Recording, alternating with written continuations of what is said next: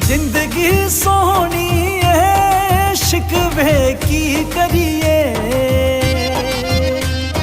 अग लग टेंशन नू दुनिया दी सैर करिए। जिंदगी सोहनी है शिकवे की करिए, अग लग टेंशन नू दुनिया दी सैर करिए।